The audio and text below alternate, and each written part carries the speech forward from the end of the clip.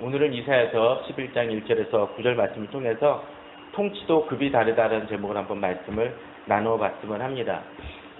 사실 요새는 이런 외래 식물로 인해서 여러 가지 그 피해와 또 우리나라의 그 전통 그 식물들이 위협을 당하는 경우들이 많이 있습니다. 저수지에서 뭐 베스 같은 경우로 인해서 우리나라 뭐 메기 같은 것마저도 붕어 같은 것들이 거의 멸절되다시피 한다라는 얘기도 들리고 있습니다. 한강공원이죠. 한강공원 쪽에 가시박이라는 그 덩굴 식물이 자라나서 또 기존의 여러 가지 식물들을 자리하고 한다고 합니다. 근데 최근에 또 한 가지 이슈되어지는 것이 있습니다. 인천하고 강화도 쪽에서 많이 벌어진다고 합니다. 갯벌 쪽에서 일어나는 일이죠. 혹시 보셨는지 모르겠어요. 지금 이렇게 분더덕이 이렇게 되어 있는 것들이 갯벌에 난 것입니다. 이것이 갯근풀이라고 이야기를 합니다. 작은 별로 요만한 풀인데 이것이 점점 퍼져서 이렇게 둥그렇게 자리를 하고 있고 기존의 식물들을 이렇게 둘러싸서 위협을 한다고 합니다. 그래서 서해벌 갯벌에 칠개 군집이라고 있는데 칠개들이 자라고 있는데 이것을 잘 자라날 수 있게 해주는 것이 칠면초라고 얘기를 합니다.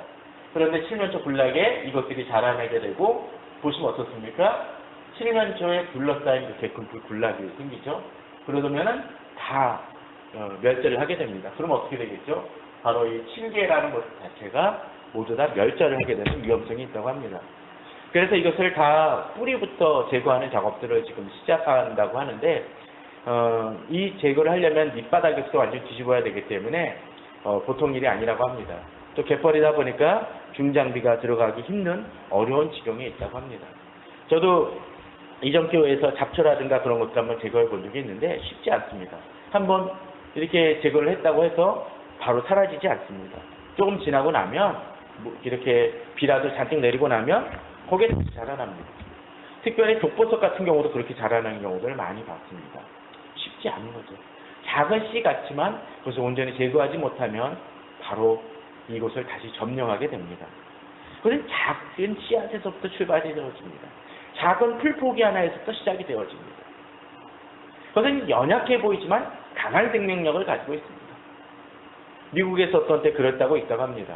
커다랗게 산불이 나와졌는데 거의 멸절된 것 같은 그 상황 속에서 작은 가지 하나가 다시 수십 년 후에 그곳을 군락을 만들어버리는 경우들도 있다고 합니다. 오늘 본문 속에서 등장하는 본문을 한번 생각해 보십시오. 이새의 줄기에서 한 싹이 났다라고 되어 있습니다. 그리고 그 뿌리에서 한 가지가 나서 결실할 것이라고 되어 있습니다. 그런 일들은 있을 수 있겠죠. 그죠? 그런데 여기서 그것으로 그치지 아니하는 것이 등장을 합니다.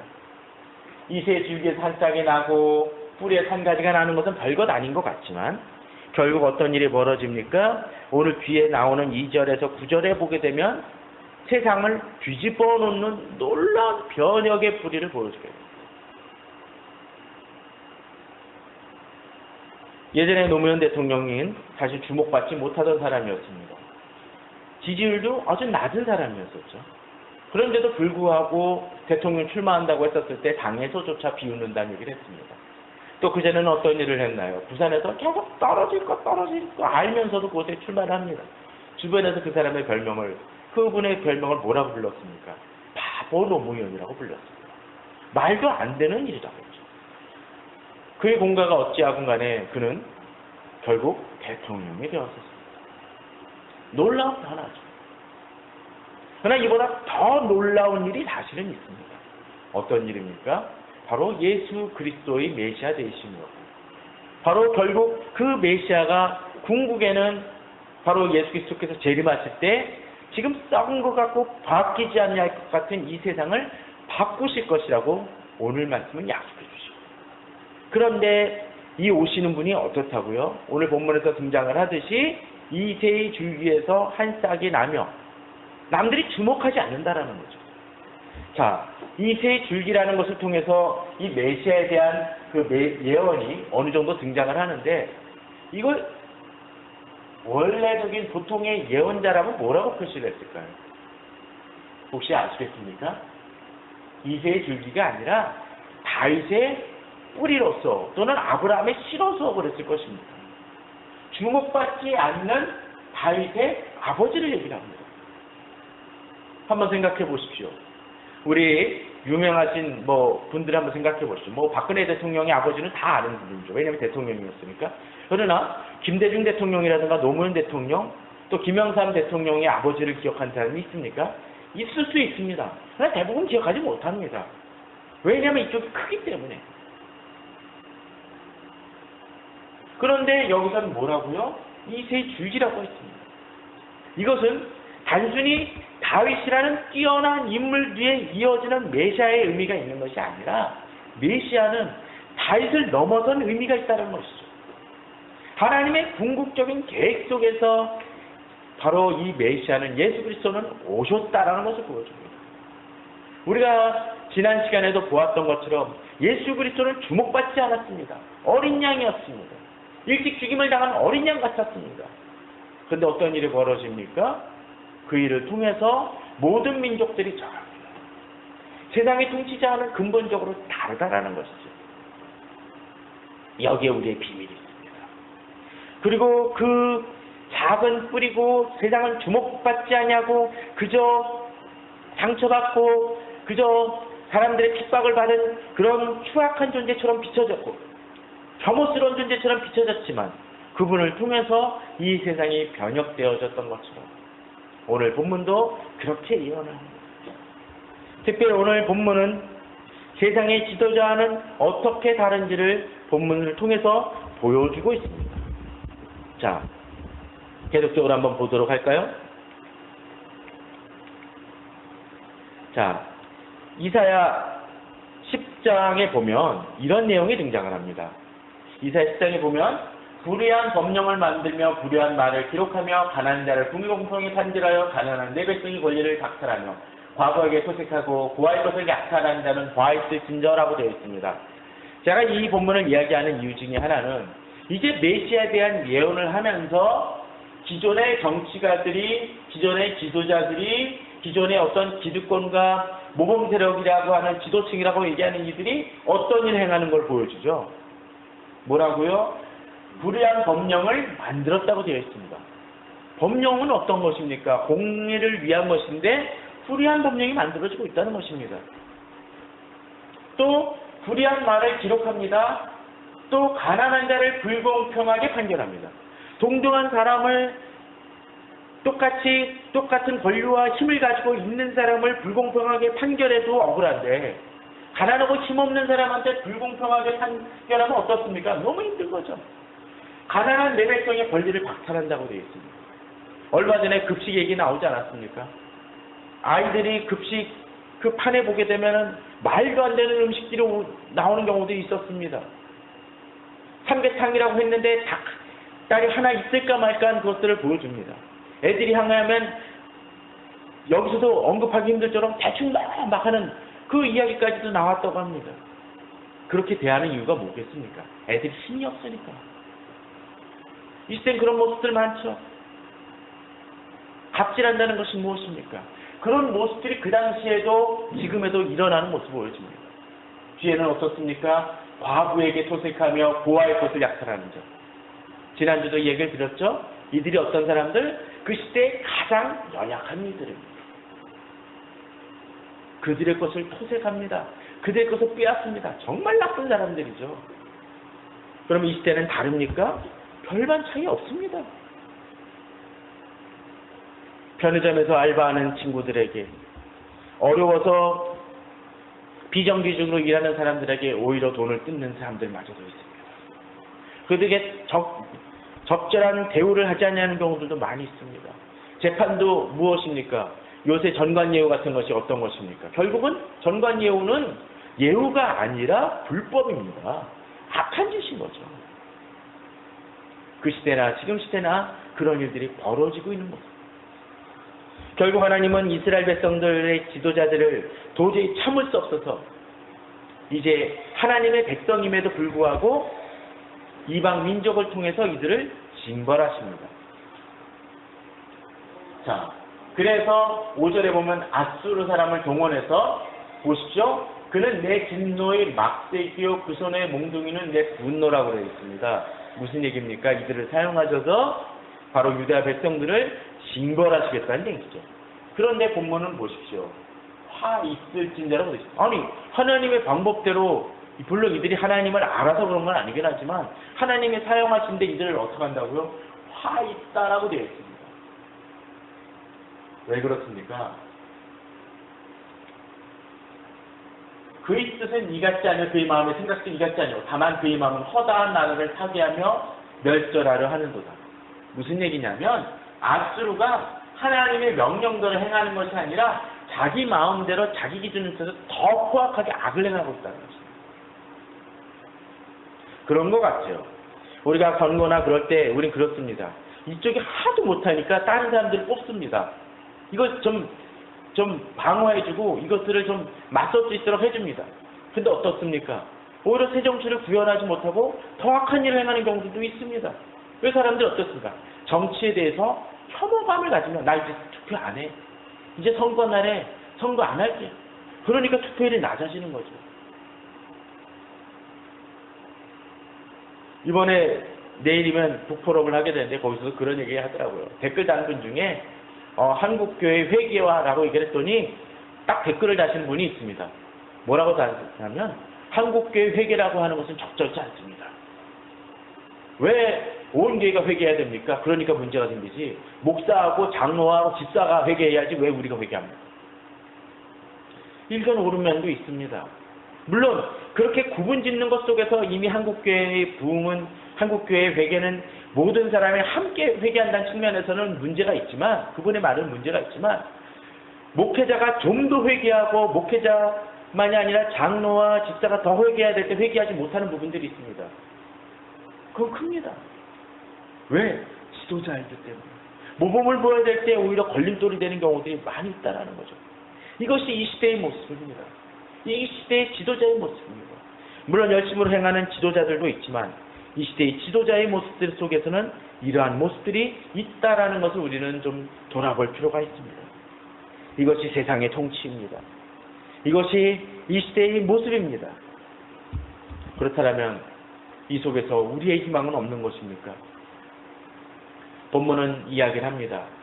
공의로 가난한 자를 심판하며 정직으로 세상의 겸손한 자를 판단할 것이며 예수 그리스도께서 바로 이러한 일들을 행하신다라는 것이죠. 세상은 그렇지 못합니다. 로마서 13장에 보게 되면 성경은 이렇게 해줘. 각 사람은 위에 있는 권세들에게 복종하라. 권세는 하나님께로 나지 않음이 없나니 모든 권세는 하나님께서 정하신 바라.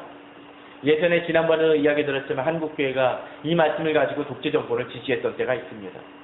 불의하도록 인정하라. 그러나 본문은 분명히 얘기를 합니다. 각 사람 위에 있는 권세들에게 복종하라고 했었을 때 권세 하나님께로 낮음이 않음이 없나니 이 말씀은 분명 말씀인데 각 사람 속에서는 지도자나 왕은 빠지는 겁니까? 아닙니다. 각 사람 속에는 이 지도자들도 포함이 되어집니다. 그리고 이 지도자들은 뭡니까? 하나님 앞에서 어떻게 해야 되죠? 복종해야 됩니다. 하나님이 원하시는 방법으로 지배해야 됩니다. 그렇지 못하니까 어떻게 합니까? 권세를 거스리는 자는 하나님의 명을 거스린 자의 심판을 자취하리라고 하면서 이들도 하나님 앞에서 온전히 행하지 못할 때 하나님의 심판을 받게 된다는 것이죠. 단지 우리가 주의할 것은 우리 힘으로 그들을 징벌하려고 하는 것은 어떤 때는 물론 그래야 될 때도 있지만 그것이 곧 교만이고 우리 자신은 그들보다 더 낫다라는 자만과 오만일 수 있다라는 것은 조심해야 됩니다. 그런데 이런 속에서도 우리가 답답해하고 분노하지만 어떤 일이 벌어집니까? 우리가 이런 속에서 더욱더 하나님을 의지할 수 있는 이유 중에 하나는 바로 하나님의 통치가 있음을 믿기 때문에 그렇습니다. 또 하나님의 통치자, 그리스도를 앙망하며 그리스도를 바라보는 이들, 그리스도인의 지도자라면 이런 통치를 해야 됩니다. 앞서 읽었지만 공의로 가난한 자를 심판하며 정직으로 세상의 겸손한 자를 판단할 것이며 그 입의 막대기로 세상을 치며 그 입술의 기운으로 악인을 죽일 것이며 공의로 그의 어리띠를 삼으며 성실로 그의 몸의 띠를 삼을 것이라고 되어 있습니다. 이러한 통치가 우리가 이 시대 속에서 바라는 것입니다. 하나님은 이러한 일들을 행하실 것입니다. 예수 그리스도께서 오실 때 이러한 일들은 이루어집니다. 또 우리는 그러한 일들을 바라보면서 기독교인들이라면 주님의 통치를 바라보며 이러한 일들을 행해야 됩니다. 그러나 한국교회는 또 한국 많은 그리스도인들은 이러한 실수를 범합니다. 기독교인 지도자가 기독교적 정치를 하는 것은 아니라는 것을 다소 잊어버린다는 것이죠. 그렇기 때문에 이승만 대통령 때 또 김영삼 대통령 때도 그러한 일들을 행했습니다. 어떻게 해요? 기독교인이기 때문에 뽑았습니다. 이명박 대통령 때도 그러했습니다. 그러나 그들이 기독교적 정치를 펼쳤나요? 아니었습니다. 물론 그래도 김영삼 대통령 같은 경우는 뭐 그래도 그 금융실명제라든가 그런 것들이 좋은 면이 있습니다. 저는 그걸 부정하고 싶지는 않습니다. 그러나 그들 속에서 해결하지 못했던 문제가 있었기 때문에 결국은 또 다른 잘못된 열매들을 맺어버린 것들이 있었던 것도 사실입니다. 기독교적 정치를 필 수 있는 사람들. 기독교 정치는 무엇입니까? 오늘 본문에서 등장하듯이 바로 공의로 가난한 자를 심판하며 정직으로 세상의 겸손한 자를 판단하는 그런 놀라운 일들입니다. 그러한 일들이 있었습니다. 유고, 지금은 그 유고라고 안 하지만 나중에 체코의 대통령이라고 얘기를 해야 되는데 하벨 같은 사람이 그러했습니다. 그는 기독교인이었습니다. 바로 그런 일들을 행했습니다. 네덜란드의 지도자였던 아브라함 카이퍼도 그러한 사람이었습니다. 대통령은 아니었지만 윌버퍼스 같은 사람은 영국에서 바로 하나님 안에서 모든 인권이 중하다는 이름 속에서 노예제도를 폐지하는 데 앞장섰습니다. 링컨도 마찬가지였습니다. 믿음의 기치를 갖고 나아갈 때 공의로 그러한 일들을 이뤄나갑니다. 물론 그들이 완벽했다라고 이야기하는 것은 아닙니다. 그러나 그럼에도 불구하고 그들이 힘씀을 통해서 그들은 존경을 받았고 분명한 본이 되는 삶을 살았다는 것도 사실입니다. 저는 진정으로 내년 대통령 선거 때는 좀 그러한 일들이 일어나길 바랍니다. 정말 저는 크리스찬 지도자, 크리스찬 대통령이 나오길 바랍니다. 그러나 크리스찬 대통령이 크리스찬 정치를 하지 않는다라면, 할 싹이 전혀 없다라면 저는 오히려 넌 크리스찬을 뽑는 것이 하나님의 방법에 맞다고 생각이 되어집니다. 앞서 보았던 것처럼 이스라엘이 잘못됐었을 때 누구를 사용하신다고요? 아수르 사람을 사용하셨던 것입니다. 물론 그 아수르 사람도 잘못할 때는 하나님이 치신다는 것을 기억을 해야 됩니다. 그런데 예수 그리스도께서 오실 때 예수 그리스도는 인간의 많은 불의와 인간의 그러한 것들을 극복하시며 이런 부분을 해결하시지만 우리는 지금의 지도자들을 속에서 그런 부분을 봐야 되지만 우리는 이 지도자들이 한 단계 더 나아가길 바랍니다. 공의로 그냥 판단하는 것만 갖고는 안 된다는 거죠. 3절은 뭐라고 되어 있습니까? 그가 여호와를 경외함으로 즐거움을 삼을 것이며 그의 눈에 보이는 대로 심판하지 아니하며 그의 귀에 들리는 대로 판단하지 아니하며 하나님의 정치는 예수 그리스도의 정치는 한 단계 업그레이드됨을 보여줍니다. 자, 이거 보십시오. 사실 이 본문에는 묘한 부분들이 등장을 합니다. 자, 후반절을 볼까요? 그의 눈에 보이는 대로 심판하지 아니하며 그의 귀에 들리는 대로 판단하지 아니하며 이게 뭔 말입니까? 무슨 얘기 같습니까? 아니, 바른 정치 아닙니까? 눈에 보이는 대로 심판합니다. 귀에 들리는 대로 판단합니다. 이게 뭐가 잘못입니까? 그러면 옳은 거 아닙니까? 맞습니다. 이건 틀린 것은 아니지요. 그런데 예수 그리스도께서 오시면 그렇게 안 하겠다고 얘기합니다. 무슨 얘기일까요? 자, 이것은 이런 얘기를 합니다. 자, 지금 내가 어떤 것을 보았다고 해서 어떤 것을 들었다고 해서 진실이 아닐 수도 있다는 것입니다. 가끔 사람들을 만나보게 되면 우리나라 사람들은 토론이 잘 안 되죠. 어떤 한 주장에 몰입되는 경우들이 있습니다. 근데 그 몰입되는 증거 중에 하나가 어떤 것들이 있는지 아십니까? 무슨 신문 보느냐, 무슨 방송 보느냐에 따라서 달라집니다. 예를 들면 TV조선이나 채널A 같은 보는 사람하고 JTBC 보는 사람은 다릅니다. 얘기가 나. 누가 옳고 그러면 일단 떠나서 또 신문 조선이라든가 동아라든가 그런 것을 보는 사람하고 한겨레나 경향신문 보는 사람은 완전히 시각 차이가 다릅니다. 왜요? 누가 옳고 그름을 떠나서 그들이 본 것은 맞습니다. 그가 본들이 갖고 이야기를 합니다. 뭐가 문제입니까? 그게 보는 게 진실이 다 아닐 수 있기 때문이라는 거예요. 여기에 딜레마가 있었다는 것입니다. 세월호 갖고 계속 문제되는 것이 무엇입니까? 거기서 역시 그거 아닙니까? 정부에서는 우린 최선 다했다고 얘기를 합니다. 근데 아니라고 얘기하는 거죠. 세월호 유족들은 그게 아니라고 얘기를 합니다. 문제가 무엇입니까? 어떤 사람들은 정말 악을 가지고 정말 눈에 보이는데도 그것을 왜곡하면 정말 나쁜 사람이죠. 그죠? 그런데 여기서는 어떻습니까? 그의 눈에 보이는 대로 곧 그들이 산모라든가 어떠면은 그 주변에 모인 사람들이 증거들을 보이는데 일부만 보이거나 또는 그 사실을 왜곡하는 데 문제가 있습니다. 그럼 어떻습니까? 그 사람은 분명 증거를 가지고 판단을 하는데 어떻게 하나요? 잘못된 판단과 잘못된 판결을 내릴 수밖에 없다는 것입니다. 영화 같은 데 보면 어떻습니까? 증거들을 가지고 막 그 올바른 변호사가 준비를 합니다. 그런데 어떻게 되나요? 이렇게 아주 결정적인 증거를 가지고 악한 편들이 그것을 빼앗거나 또는 증인을 죽이거나 함을 통해서 그 증거를 내놓을 수 있는 길을 막아버리죠. 그럼 어떻게 됩니까? 당연히 이겨야 될 정의, 당연히 보상을 받아야 될 공의가 받지 못하고 오히려 악한 사람으로 몰리는 경우들이 많이 있습니다. 이 시대의 모습이 그렇습니다. 이 시대의 억울함이 그렇습니다. 또 어떤 경우는 똑같이 도둑놈이라도 차별이 있을 수 있습니다.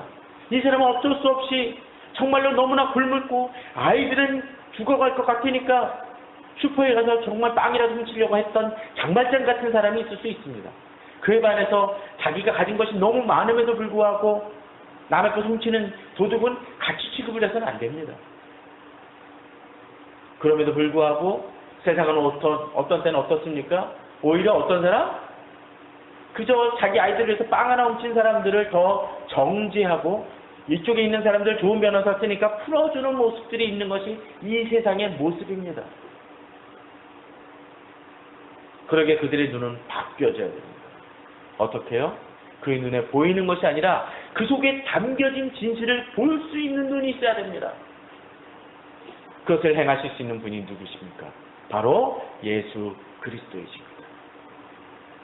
어떤 때 올바른 사람조차도 나를 제대로 대우하지 못하고 오해할 수 있습니다. 주님 안에서 열심히 살았음에도 불구하고 내가 추구하는 것을 교회의 성도님들이 날 이해하지 못하고 오해할 수도 있습니다. 직장에서도 그럴 수 있습니다. 그러나 그럼에도 불구하고 우리는 한 가지 분명한 믿음이 있습니다. 하나님께서 분명 내게 역사하셔서 좋은 사람을 붙여서 나의 오해와 나의 누명을 벗겨주실 수 있지만 그것이 아니더라도 어떤 분 예수 그리스도께서는 눈에 보이는 대로 심판하지 아니하시는 하나님을 믿기 때문에 예수 그리스도를 믿기 때문에 우리는 오늘도 담대히 나아갑니다. 주님은 나의 중심을 아시기 때문에 그렇습니다. 그러기에 담대하게 나아갑니다. 우리의 통치자는 누구? 이 세상의 왕이 아니라 바로 하나님이심을 예수 그리스도를 믿기 때문에 그렇습니다. 또한 그분에게는 어떤 것이 있습니까? 그가 여호와를 경외함으로 즐거움을 삼는 것입니다. 예수 그리스도께서는 우리에게 그 본을 보이시며 나아가시는 분이십니다. 또한 이 세상의 통치자도 이러한 태도를 가질 수 있도록 노력해야 됩니다. 자기를 둘러싸고 있는 그 진실 너머의 세계를 볼 수 있는 그런 시각으로 나아가는 것이 진정한 예수 그리스도를 본받는 제자로서의 지도자입니다. 목회자도 그러해야 됩니다. 종종 그런 것을 잊어버리는 사람들이 있습니다. 그럴 때 목회자는 타락하는 것입니다. 오히려 나에게 밥을 잘 사주는 성도들 외에 저쪽에서 나에게 사줄 수는 없지만 혼자 외로이 자기 밥도 챙겨 먹지 못하는 사람들을 돌아볼 때 목회자는 달라질 것입니다. 자, 그런데 이렇게 노력을 하지만 잘 안 될 수 있습니다. 이 세상의 지도자는. 그에게 필요한 것이 무엇입니까? 한 단계 더 나갑니다. 2절입니다.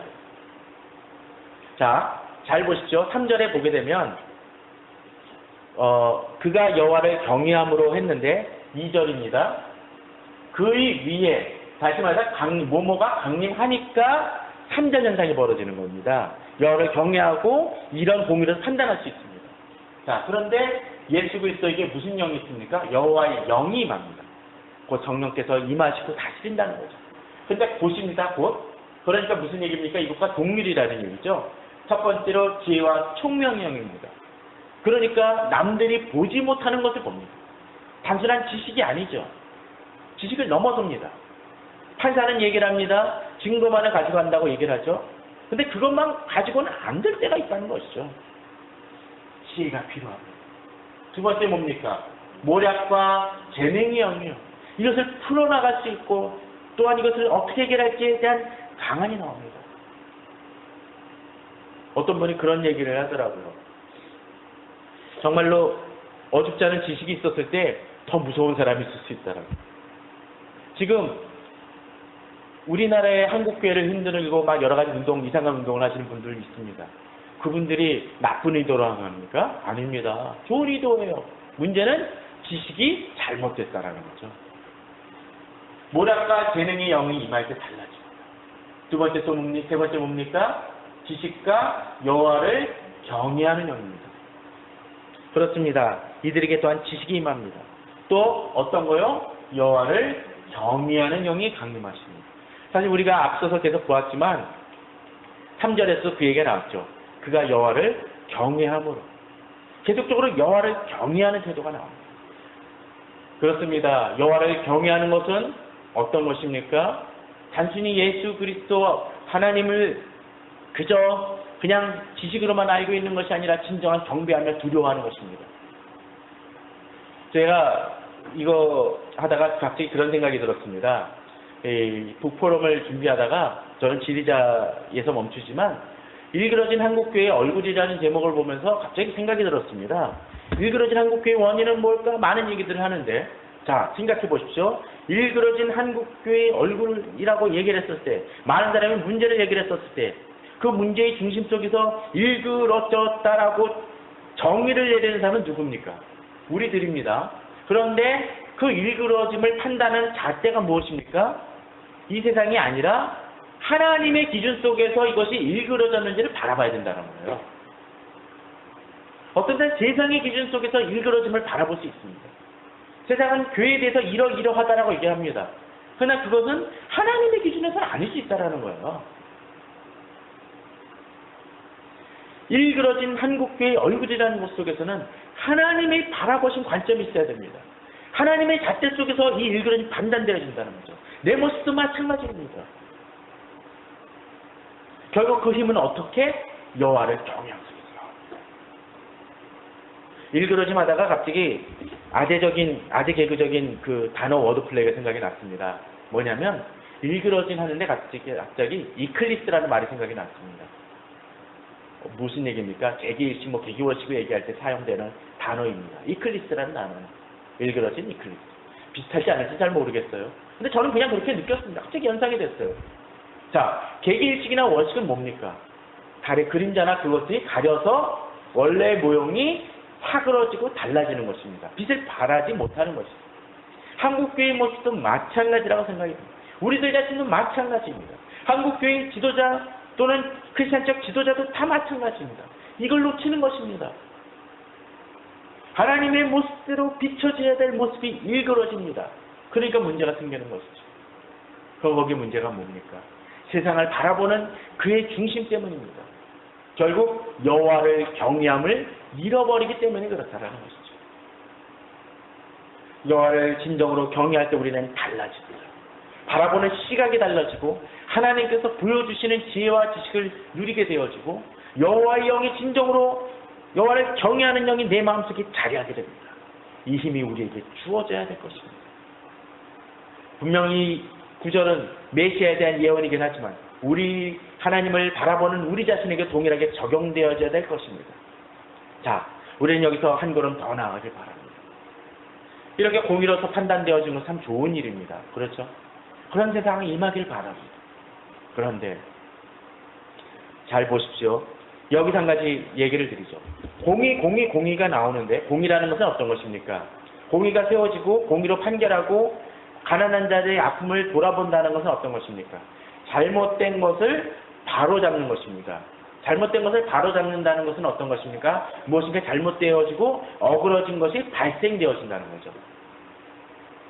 좀 더 얘기를 하면 어떤 것일까요? 사후 약방입니다.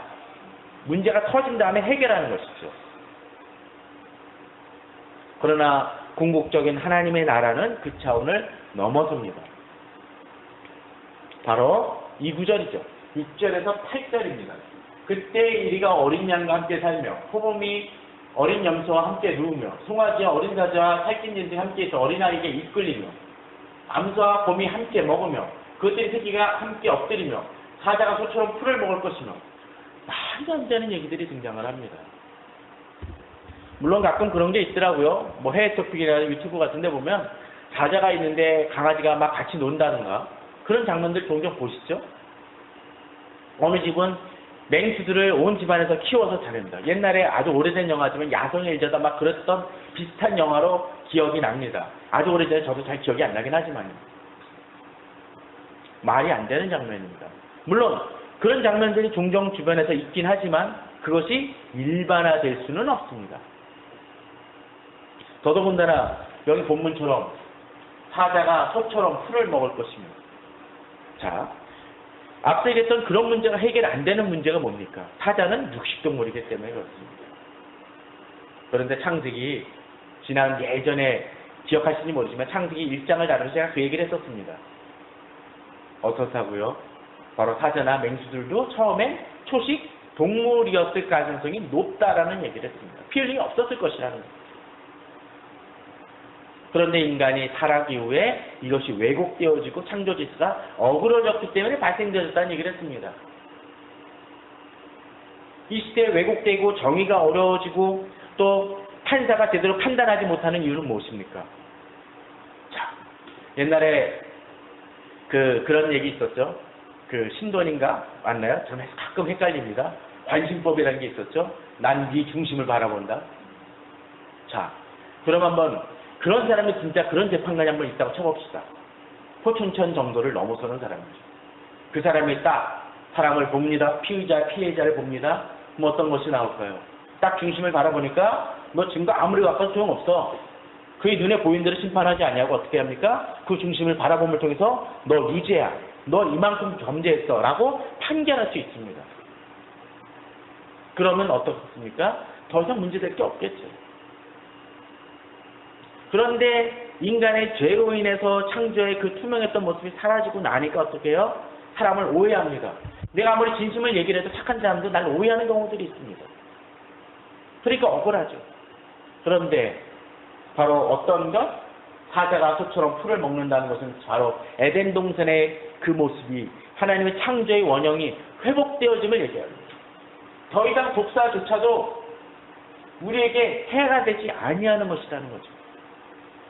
예수 그리스도께서 오시면 바로 그러한 궁극적인 회복을 얘기합니다.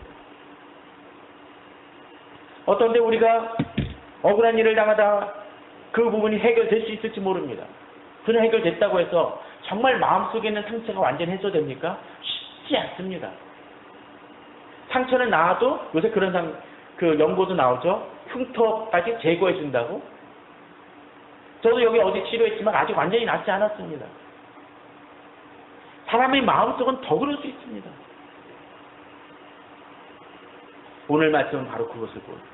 예수 그리스도께서는 이 시대의 통치자의 그 차원을 넘어서 궁극적인 문제의 해결을 해주시는 놀라운 하나님의 지도자라는 것입니다. 우리에게 그것이 바로 필요합니다. 우리가 이렇게 예배드리는 이유는 단순히 이 사회를 정의롭게 하는 그 차원을 넘어섭니다.